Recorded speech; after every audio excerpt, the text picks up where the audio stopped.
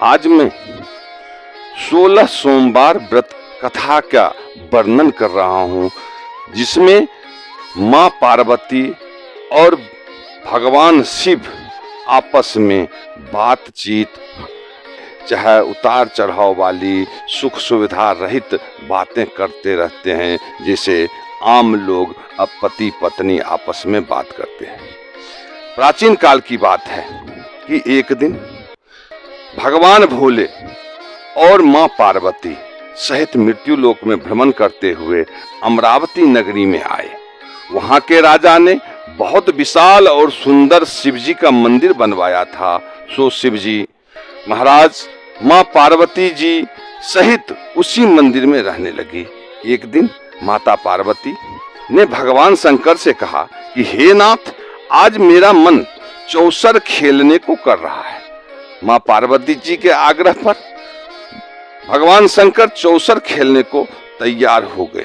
खेल प्रारंभ हो गया। उसी समय मंदिर का पुजारी पूजा करने को आया। तब मां पार्वती जी ने पूछा कि हे पुजारी जी, आप बताइए, हम दोनों में से किसकी जीत होगी इस चौसर खेल में? पुजारी बोला कि जीत तो शंकर भगवान की ही होगी, परंतु हुआ इसका उल्टा, अर्थात मां पार्वती जी की जीत हुई। तब माता पार्वती ने मिथ्या भाषण के अपराध में पुजारी को श्राप दिया कि जाओ तुम कोढ़ी हो जाओगे। पुजारी तत्काल कोढ़ी हो गया। कुछ समय बाद वहां पर कुछ अप्सराएं पूजा करने को आई और पुजारी के शरीर में कुष्ठ देखकर उसे कोढ़ होने का कारण पूछा। पुजारी ने सारी बात उन अप्सराओं को बता दिया।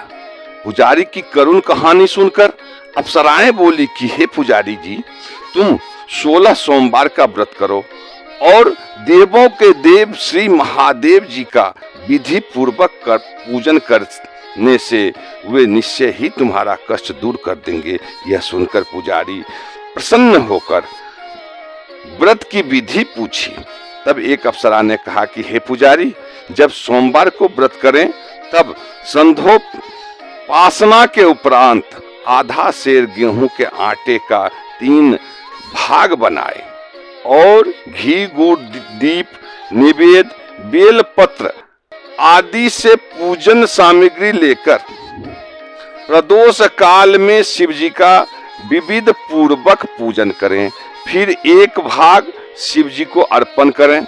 शेष 2 भाग प्रसाद समझकर लोगों में वितरित करें और स्वयं भी प्रसाद ग्रहण करें।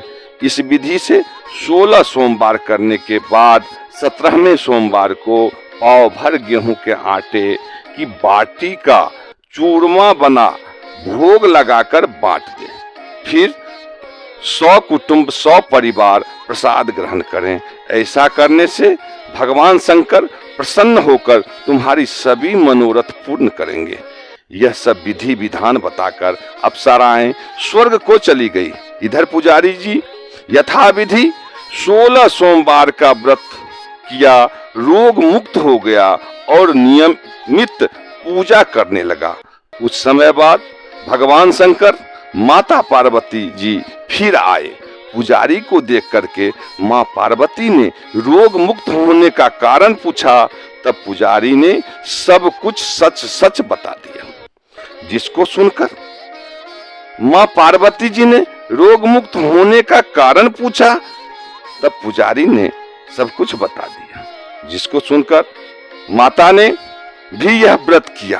फलस्वरूप और प्रसन्न कार्तिकेय जी माता के आज्ञाकारी हुए। तब कार्तिकेय जी ने भी माता पार्वती जी से पूछा कि क्या कारण है जो मेरा मन आपके चरणों में हर समय लगा रहता है। मां पार्वती ने वही व्रत बतलाया। जब कार्तिकेय जी ने भी व्रत किया, फलस्वरूप उनका बिछड़ा हुआ मित्र मिला। उसने भी कारण पूछा। हे कार्तिकेय जी के बताने पर अपने विवाह की इच्छा से उसने यथा विधि व्रत किया। फलतः वह विदेश गया। वहां के राजा की कन्या का स्वयंवर था। राजा का प्रण था कि हथनी जिसको जयमाला पहना देगी उसके साथ ही अपनी कन्या का विवाह करूंगा। अतः वह ब्राह्मण भी स्वयंवर देखने की इच्छा से एक ओर जाकर के बैठ गया। हथनी ने चारों ओर घूमकर अंत में उसी ब्राह्मण को माला पहना दी। राजा ने बड़ी धूमधाम से विवाह ब्राह्मण के साथ अपनी पुत्री का विवाह कर दिया। सुंदर कन्या पाकर वह ब्राह्मण सुखपूर्वक रहने लगा। एक दिन राजकन्या ने पूछा कि हे नाथ, आपने कौन सा ऐसा पुण्य किया था जिससे सब राजकुमारों को छोड़कर हथनी ने आपको ही जयमाल पहनाई। तब ब्राह्मण ने 16 सोमवार का व्रत यथाविधि बताया। अपने पति से व्रत के बारे में सुनकर राजकन्या ने भी सतपुत्र प्राप्ति के लिए यह व्रत किया और सर्वगुण संपन्न पुत्र प्राप्त किया। पुत्र ने बड़ा होने पर माता से पूछा कि किस पुण्य के प्रताप से मेरी प्राप्ति आपको हुई। राजकन्या ने सविधि व्रत बताया। तब राज प्राप्ति की कामना से वह भी व्रत करने लगा। उसी समय राजा के दूतों ने आकर राजकन्या के लिए उसका वरण किया और आनंद से उसके साथ विवाह भी करा दिया। राजा का स्वर्गवास हो जाने पर ब्राह्मण को राजगति प्राप्त हुई। फिर भी वह इस व्रत को करता रहा। एक दिन उसने अपनी पत्नी से पूजन सामग्री लेकर मंदिर चलने को कहा, परंतु उसने दासियों द्वारा सामग्री मंदिर में भिजवा दी। जब राजा ने पूजन समाप्त किया तो उसी समय आकाशवाणी हुई कि तू इस पत्नी को घर से निकाल दे, नहीं तो तेरा सर्वनाश हो जाएगा। प्रभु की आज्ञा मानकर उसने रानी को घर से बाहर निकाल दिया। तब रानी अपने भाग्य को कोसती हुई एक नगर में बुढ़िया के पास गई। बुढ़िया ने दीन दशा देखकर उसके शरीर पे सूत की पोटली रख बाजार में बेचने को भेजी। भाग्यवश मार्ग में बहुत जोर की आंधी आने से पोटली उड़ गई। बुढ़िया ने फटकार कर उसे वहां से भी भगा दिया। वहां से चलकर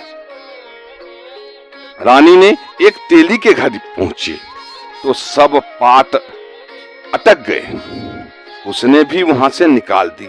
वह बेचारी प्यास से बेचैन होकर पानी पीने के लिए एक नदी के तट पर पहुंची तो नदी सूख गई। फिर सरोवर पर पहुंची तो हाथ स्पर्श होते ही जल में कीड़े पड़ गए, लेकिन उसी जल को पी आराम करने के लिए जिस वृक्ष के नीचे जाती वही सूख जाता। वन और सरोवर की यह दशा देख ग्वाले उसे गुसाई के पास पहुंचा ले गए। उसे देखकर गुसाई जी ने समझ गए कि यह अबला आपत्ति की मारी हुई है। धैर्य बंधाते हुए उन्हें कहा, बेटी तुम मेरे यहाँ रह, किसी बात की चिंता मत कर। रानी आश्रम में रहने लगी, परंतु वह जिस वस्तु को हाथ लगाती उसी में कीड़े पड़ जाते। दुखी हो गुसाई जी ने पूछा, बेटी किस देव के अपराध से तेरी यह दशा हुई? तब रानी ने बताया कि पति की आज्ञा का उल्लंघन कर मैंने महादेव जी के पूजन को मंदिर में नहीं गई। रानी की यह बात सुनकर गुसाई जी ने शिव जी की प्रार्थना करने के बाद उससे कहा कि हे बेटी तुम 16 सोमवार का व्रत करो। रानी ने विधि पूर्वक 16 सोमवार का व्रत पूर्ण किया। उस व्रत के प्रभाव से राजा को रानी की याद आई और दूतों को उसकी खोज करने भेज दिया। आश्रम में रानी को देखकर दूतों ने राजा को रानी का पता बताया। राजा ने गुसाई जी से जाकर कहा कि महाराज यह मेरी पत्नी है। शिव जी के रुष्ट होने से मैंने इसका परित्याग किया था। अब भगवान शिव जी की कृपा से मैं इसे लेने आया हूँ। आप इसे मेरे साथ जाने की आज्ञा दीजिए।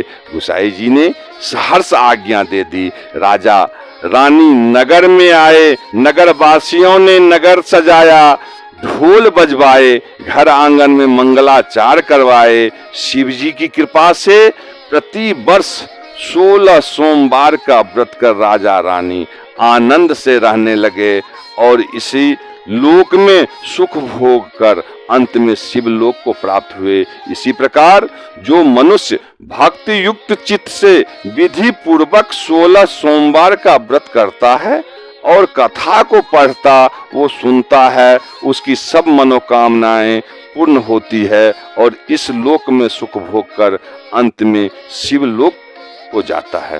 सूत जी कहते हैं कि कली काल में यह व्रत सर्व कामनाओं को देने वाला है, इसमें तनिक भी संदेह नहीं है। इति 16 सोमवार व्रत कथा।